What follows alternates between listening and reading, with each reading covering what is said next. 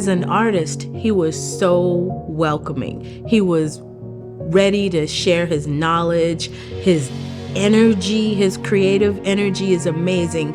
Whenever he sees a gap, he wants to fill it. He would come and do some research, or if we had some programming, especially for the literary arts, he would come. Or sometimes he was even the presenter. So he would do poetry readings. He was a part of the Black arts movement, and I happened to have been friends of new folks who were associated with, because I was a poet in and around Newark, New Jersey, and a writer, and being a Muslim around that time, you came in contact with a lot of people who were considered revolutionary thinkers and writers.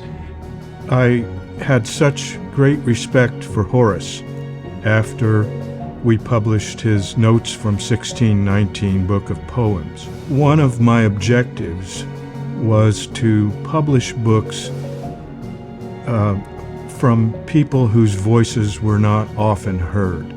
So it was necessary for me to go to Black Ink, and I was inspired, and I met Horace there, and he gave me copies of some of his previous books and said he had a book he wanted to publish, and it was a no-brainer when I read the poems.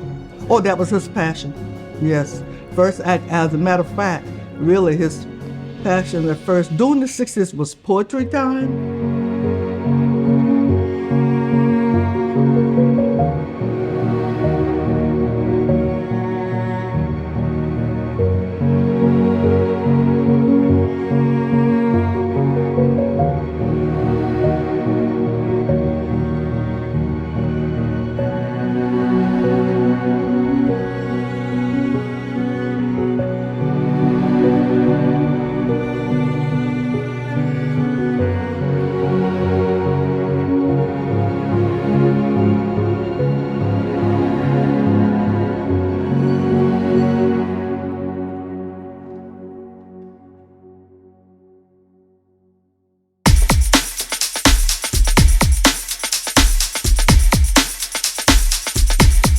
He is a treasure. He's an American treasure, and Smithsonian's recognized him as that. The Rice Kingdom, which is the dominance of rice as a moneymaker in the Gullah Geechee corridor that ended with the end of slavery, because that slave labor was absolutely important to being able to produce rice. And when there was no more slave labor, they couldn't do it without us. Commercials, because the revolution will not be televised.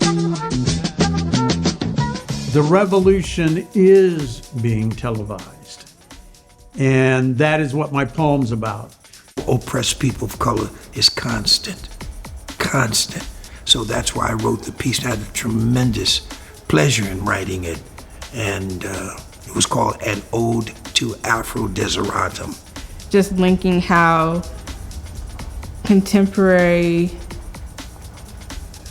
and how past comes together in a lot of ways. Just how we found resiliency in music, how we found revolution, rebellion, joy, just our experiences and our expression through music.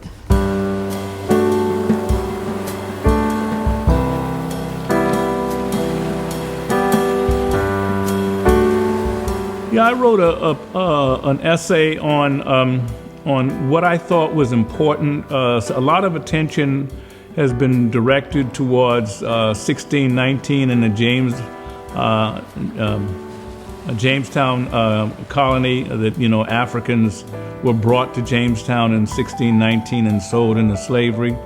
I wanted to step back even further and talk about what the Portuguese had done in the 1500s to try to shape the European attitude towards people of color, and what the Portuguese were some of the first to go in, or maybe the first to go into West Africa to bring enslaved Africans into Europe.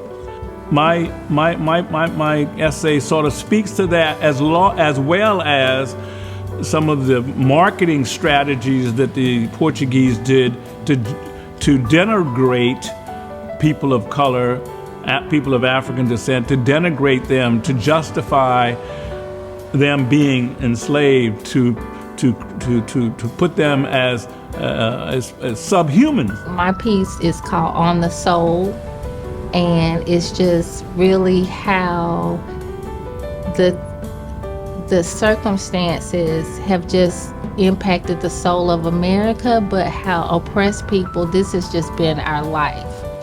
But that book, you know, of course, the truth has now become a political issue.